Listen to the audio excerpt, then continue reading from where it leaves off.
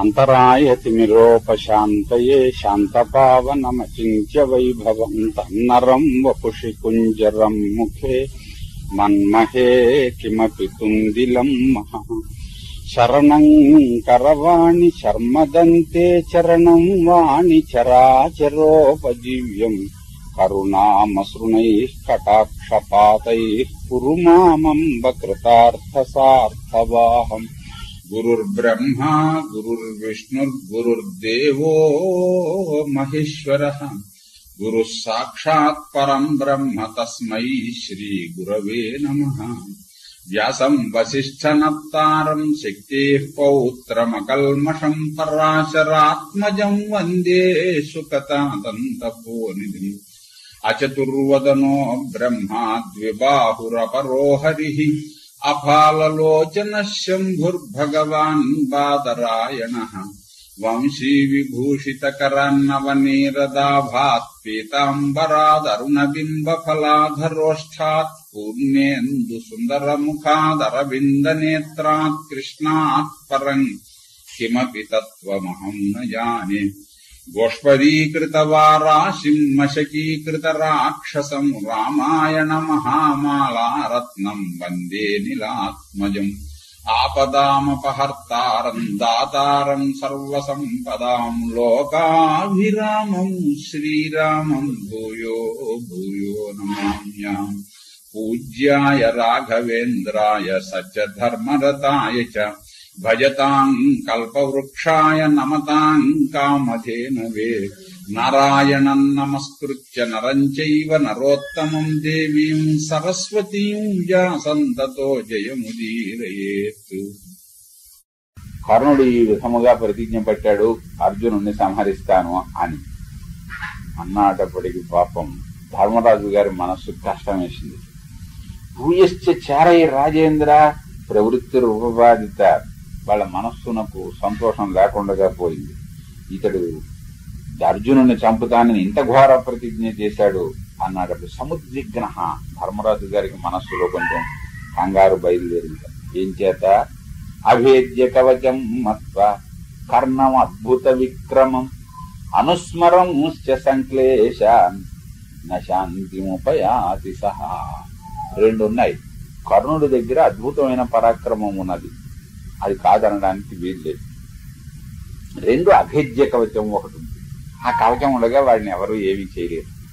అందువల్ల వీడేమో ఇంత ఘోరమైన ప్రతిజ్ఞ చేశాడు, ఏమిరా అని అతనికి మనస్సులో బెంగ పట్టుకుని మళ్ళీ కొత్తగా ఇప్పుడు ఏమిటంటే పాశుపతాస్త్రం తీసుకుని వచ్చాడు. మరి ఇంద్రాదులందరూ కూడా తమ తమ అస్త్రములు ఇచ్చారు, పర్వాలేదు అనే ఉత్సాహంతో ఉన్నాడు. దాని మీద ఈ ప్రతిజ్ఞ పెట్టాడు అంటే ఏమో వాడు ఏం చూసుకుని అంత ప్రతిజ్ఞ పెట్టాడో అని సహజముగా ఒక వింత పుట్టింది అంటే పరిపాలకుడైనటువంటి వాడు ఉపేక్షించి ఊరుకోవడానికి వీలు లేదు. కనుక కర్ణుడు ఇలాగ అన్నాడు అంటే మరి ఉట్టి దుర్యోధనుని సంతోషపెట్టడానికి ఇచ్చకాల కోసం చెప్పానన్నమాటగా తోసిపారేయడానికి వీలు లేదు. ఇంత ఘోర ప్రతిజ్ఞ చేశాడు కనుక అందువల్ల ధర్మరాజు గారికి మనస్సులో కొంచెం బెంగగానే ఉంది. ఇలాంటి స్థితిలో బహువ్యాల మృగా కీర్ణ చక్తుం ద్వైతవనం ద్వైతవనం వనం. ఇప్పటికీ ఈ ద్వైతవనాన్ని మనం విడిచిపెట్టి ఇంకో చోటకు వెడితే బాగుంటుంది అని అనుకున్నారట ఆయన మనస్సులో. ఇట్టి స్థితిలో భ్రాతృభి సహితో వీరై భీష్మద్రోణ కృపైస్తదా దుర్యోధన ప్రియే నిత్యం వర్తమానో మహీభృతాం. రాజసూయం మీద దృష్టి ఉంది, పాండవుల్ని నాశనం చేయాలి, అందులో ముఖ్యుడైన అర్జునుడిని ఇతడేమో సంహరిస్తాడనని ప్రతిజ్ఞ చేశాడు. ఇక తదనుగుణమైన విధానం నడిపించాలి అనుకున్నట్ట దుర్యోధనుడు. ఇదివరకే ఈ 12 సంవత్సరముల నుంచి ఈ విధానాన్ని అమలు పరుస్తున్నాడు. ఇప్పుడు ఇంకా కొంచెం కళ్యాలు వదిలేశాడు గుర్రాలకి. ఏమిటిట? పూజయామాస విప్రేంద్రాన్. బ్రాహ్మణులందరినీ బాగా గౌరవించడం ప్రారంభించాడు. ఒకటి ఎందుకనంటే మనకు ఎవరి వల్ల ఎక్కువ ప్రయోజనం ఉంటుందో వాళ్ళని ఎక్కువ గౌరవిస్తారు. వాళ్ళ వల్ల మనకు ఓట్లు వస్తాయి అంటే ఆ పార్టీ వాళ్ళు తాటాకిలు కట్టించారు, మేము డాబాలు కట్టిస్తాం చూడండి అని చెప్పానంటారు. అంచేతను బ్రాహ్మణులను అందరినీ పూజించడం ప్రారంభించారు. వీళ్ళు దేశాలు తిరిగేటటువంటి వాళ్ళును ఎక్కడైనా ఓ మంచి మాట అంటే వీళ్ళు అనాలి. అందుకోసం అని చెప్పి ముందర వాళ్ళని బాగా గౌరవించడం ప్రారంభించారు. యుద్ధంలోనేమో రాజులు సహాయం చేయాలి, అందుకని రాజులందరినీనేమో మన్నించడం ప్రారంభించట. రకరకములైన యజ్ఞాలు చేయడం ప్రారంభించట. ఇక సోదరులందరినీ కూడా, తమ్ముళ్ళనందరినీ ఎవడి మనస్సు కష్టపడకుండా వాళ్ళని బాగా ప్రేమతోటి, ఇదివరకటి కంటే ప్రేమతోటి చూడడం ప్రారంభించట. నిశ్చిత్య మనసా వీరో దత్తభుక్త ఫలం ధనం. ఇంకా ఏమిటంటే ద్రోణుడు హెచ్చరించాడు, పాండవులకి ఇంత కోపం మీరు వాళ్ళు ఇక్కడి నుంచి సభ నుంచి బయలుదేరి అరణ్యానికి వెళ్ళగానే ద్రోణుడు ఏమిటని చెప్పి పరిస్థితిని సమీక్షించడం కోసం వీళ్ళందరూ సమావేశం అయినప్పుడు, మీరు యజ్ఞాలే చేసుకుంటారో, యాగాలే చేసుకుంటారో, పుణ్యాలే చేసుకుంటారో, దానాలే చేసుకుంటారో చేసుకోండి. ఏ కోరికలు మీకుంటే ఆ కోరికలు తీర్చుకుని అనుభవించండి. 13 సంవత్సరములు అయిన తరువాత మనం ఉండేవాళ్ళం కాం అని ద్రోణుడు స్పష్టంగా చెప్పాడు. ఆవేళ ఇప్పుడు తీరా యుద్ధం ఎలాగ చేద్దామని అనుకుంటున్నాం, రాజసూయం చెయ్యాలని ఉంది గనక అందువల్ల దత్త భుక్త ఫలం ధనం. మనకు సొమ్ము ఉన్నది అంటే, ధనం ఉన్నది అంటే దానివల్ల ప్రయోజనం ఏమిటి? ఒకరికి దానమైనా ఇవ్వాలి, మనం అనుభవించలైనా అనుభవించాలి అనే ఉద్దేశంతో ఏమో ఇక రేపన్న రోజు ఎలా ఉంటుందో అని శుభ్రంగా విచ్చలవిడిగా దానాలు చేయడం ప్రారంభించాడు. కావలసిన అనుభవములన్నీ కూడా పొందడం ప్రారంభించాడు. ఇక్కడ ఇలా ఉంటే ఇక పాండవులు సరే కౌరులవి వాళ్ళకి చేరుతూనే ఉన్నాయి. ఓనాడు ధర్మరాజు గారు పడుకున్నాడు. నిద్రపోతూ ఉంటే కలలోకి ద్వైతవనంలో ఉన్న మృగములు ఆయన కళ్ళలోకి వచ్చాడు. అయ్యా, ఇంక బీజభూతాన్ ఈ అరణ్యంలో పొట్లపాదు గింజలు పిడకల్లో పెట్టి దాచినట్లుగా మళ్లీ పాదు పెట్టడం కోసం అని చెప్పని మేము బీజభూతాన్ని విత్తనముల వలె ఇంకా అక్కడక్కడ 4 పెద్ద పుల్లు 4 లేళ్లు అలా మిగిలిన్నాం. మీరు అన్నింటినీ కూడా చంపేసేస్తున్నారు, మృగములను అన్నింటినీ కూడాను. ఇంకా ఈ వనంలో 2 రోజులు ఉన్నావు అంటే మా పని అయిపోతుంది. ఈ అడవిలో మీకు మృగములేమీ దొరకవు, అంచేతను మమ్మల్ని అనుగ్రహించవలసినది అని ఆ మృగములన్నీ మొరపెట్టుకున్నాయి. వెంటనే లేచి నిజమే మృగములు పలచబడ్డాయి, ఎక్కువ కాలం ఇందులోనే ఉండడం మంచిది కాదు, వేరే వనానికి మనం బయలుదేరి వెళదాం అని చెప్పి మళ్ళీ కామ్యక వనానికే వీళ్ళు బయలుదేరి వెళ్ళారట. వనే నివసతాంతేషాం. ఇలాగ వీళ్ళు కామ్యక వనానికి బయలుదేరి వెళుతూ ఉంటే వెళ్ళారు, అక్కడ ఉంటున్నారు. సరిగ్గా ఆ సమయానికి మళ్ళీ వ్యాసుల వారు వచ్చారు. పాండవులకు ఏదైనా మానసికముగా గాని శారీరకముగా గాని క్లిష్టమైనటువంటి సమయం రావాలి, వ్యాసుడు అక్కడ ప్రత్యక్షం అవుతాడు. అలాగే వాళ్ళు నెత్తి మీదకి తెచ్చుకుని నాశనం అయిపోయే పరిస్థితి తెచ్చిపెట్టుకుంటున్నారు, అక్కడికి వెడతాడు. పాండవుల మీదకి దండెత్తి వస్తూ ఉంటాయి కదా, దుర్యోధనాదుల దగ్గరికి వెళ్ళి వరే ఇంకా కొంతకాలం ఆగనివ్వండి, ఇప్పుడు ఎందుకు నాశనం తెచ్చి పెడతావు, వెనక్కి వెళ్ళు అని చెప్పి మరలించాడు. అప్పుడు అందుచేతను ఇప్పుడు ధర్మరాజు గారు కర్ణుడు చేసిన ప్రతిజ్ఞ విని మనస్సులో చాలా బాధపడిపోతున్నాడు. కాస్త దీనికి మళ్ళీ ఉత్సాహం కల్పించాలి, అందుకోసం ఇక్కడికి వచ్చాడు. వ్యాసులు వారు మళ్ళీ ధర్మరాజు దగ్గరికి వచ్చారు.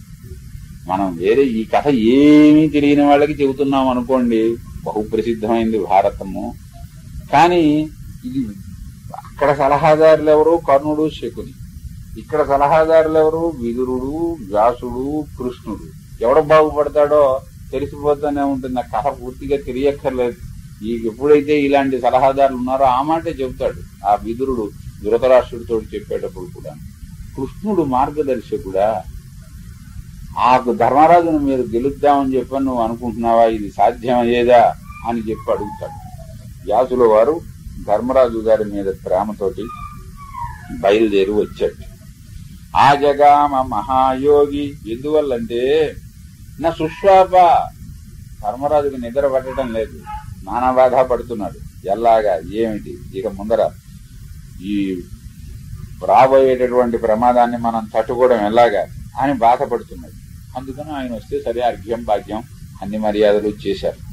చేసిన తర్వాత తానవేక్ష్య కృషాన్ పౌత్రాన్ వనే వన్యేన జీవతః మహర్షిరనుకంపార్థం అబ్రవీద్వాహ్పగద్గదం. ఏనుగులా ఉండే భీముడు కాస్త చిక్కిపోయాడు. పాండవులందరూ కూడా చిక్కిపోయి ఉన్నారు. వాళ్ళని చూస్తేనే వ్యాసుల వారికి మనస్సులో బాధేసింది. వేసి గద్గదం కన్నీళ్లు వస్తూ ఉంటే గొంతు ఉణకడం ప్రారంభించింది.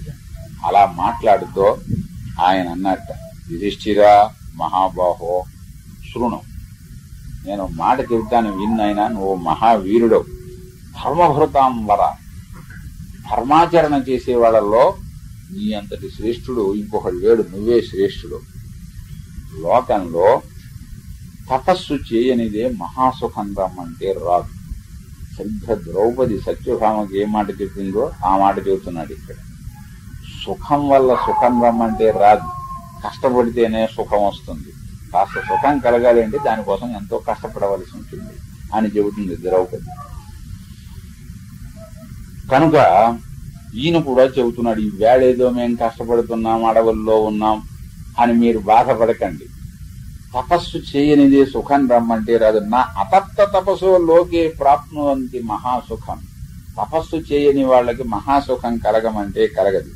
సుఖ దుఃఖములున్నాయే, ఏ ఒక్కటి శాశ్వతము కాదు. పర్యాయేణోపసేవతే సుఖస్యానంతరం దుఃఖం, దుఃఖస్యానంతరం సుఖం. సుఖం తర్వాత దుఃఖము, దుఃఖం తర్వాత సుఖము, ఒకదాని తర్వాత ఒకటి వస్తూ ఉంటాయి. అంతులేని సుఖము లేదు, అంతులేని దుఃఖము లేదు. ఇవి రెండు కూడా మారుతూ ఉండేటటువంటివి. తెలివైనటువంటి వాడు ఈ రహస్యం గ్రహించి పొంగు కృంగులు లేకుండా జీవితం గడుపుతాడు. ఉదయాస్తమనజ్ఞ, సూర్యుడు ఉదయిస్తున్నాడు, సాయంకాలం అయ్యేటప్పటికి మళ్ళీ అస్తమిస్తున్నాడు. ఈ ఉదయాస్తమయములను చూచినటువంటి వాడు సంతోషము, విచారము ప్రత్యేకించి పొందమంటే పొందడు. అలాగే సుఖం వచ్చింది కదా అని వాడు ఎగరడు, దుఃఖం వచ్చింది కదా అని చెప్పి డీలా పడిపోడు మనిషి. కాలప్రాప్తం ఉపాసీత సస్యానామివ కర్షక. ప్రాప్తం ఉపాసీత అని ఉపనిషత్తు చెబుతున్నది. కాలప్రాప్తం ఉపాసీత సస్యానామివ కర్షక. 6 బయలు చెలకను చూచి అయ్యో ఏమీ లేదే అని రైతు విచారిస్తాడా? విచారించడు. తొలకరలో విత్తనాలు చల్లితే దాని సమయంలో మొక్కలు మొలుస్తాయి, వాటి సమయంలో పంట పండుతుంది, నూర్చుకునే సమయంలో నూర్చుకుని ఇంటికి తెచ్చుకుంటాం అని సమయం కోసం కర్షకుడు ఎదురు చూస్తూ సమయము కాని సమయములో ఎలా విచారించడో, సమయం వచ్చినప్పుడు తన పంట తన తెచ్చుకుని ఎలా సుఖిస్తాడో, మానవుడు కూడా మిగతా విషయముల్లో కూడా అలాగే ప్రవర్తించాలి. తపస్సునకు అసాధ్యమైనటువంటిది ఏది కూడా లేదు. సత్యము, ఆర్జవము, క్రోధము లేకుండా ఉండటము, దానము, దమము, శాంతి, అనసూయ, అహింస, శౌచము, ఇంద్రియ నిగ్రహము, ఈ గుణములు మానవులకందరికీ కూడా అందరినీ పవిత్రము చేసేటటువంటివి.